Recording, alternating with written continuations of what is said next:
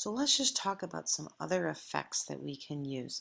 Now again, the most important thing is that we get our pictures and our audio in, but there are a few ways that we can tweak it if we've already finished those things. So let me look at this picture first of all. You'll notice if I kind of pull my mouse along, it's getting smaller, right? Do you notice how it's getting smaller and smaller up there? I can change where my picture goes by going down to the picture and double clicking. Give it a click click. And you'll notice that there's a big box that says start, an even bigger box that says end.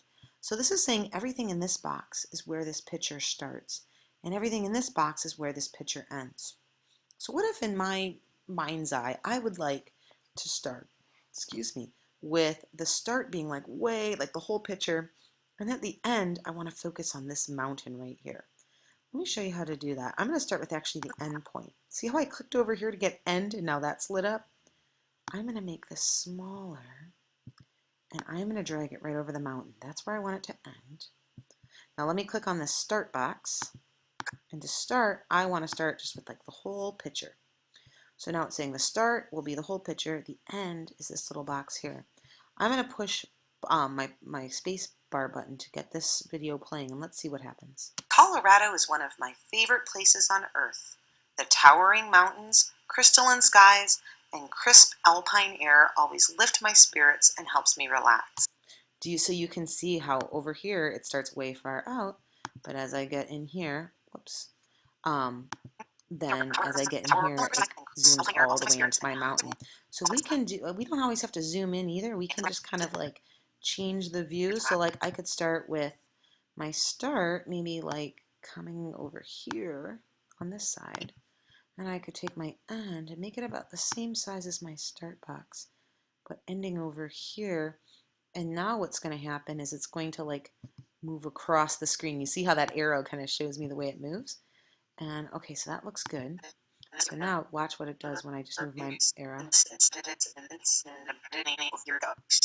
So you'll see it'll just kind of pull across. So you get to decide how you want your picture to move. One other thing you'll notice is you'll see here there's a transition. That means that it's going to fade between this picture and that picture. But here it just kind of jumps, right? If I don't want it to jump, I can click on transitions, which are over here on the left.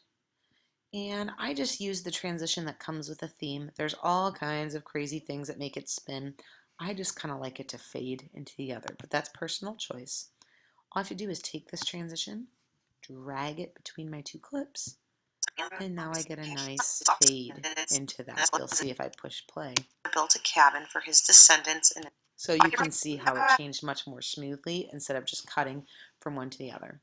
There's all kinds of other effects that can be done in this, but beyond that, these are the big ones we need for a nice looking video. If you've finished everything and you have extra time and want to add a few more effects, this is where you'll get to explore and play around a little bit. I'm not going to teach you exactly how to do those things, but it might be a nice challenge if you need an extra one and you have extra time.